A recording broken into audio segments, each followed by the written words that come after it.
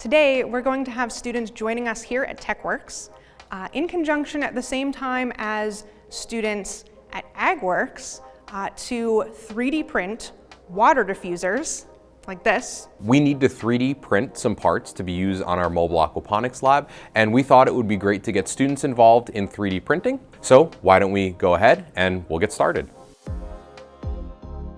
We're hosting this activity today for students to gain some hands-on experience in 3D modeling and 3D printing to facilitate potential career opportunities in manufacturing for their futures.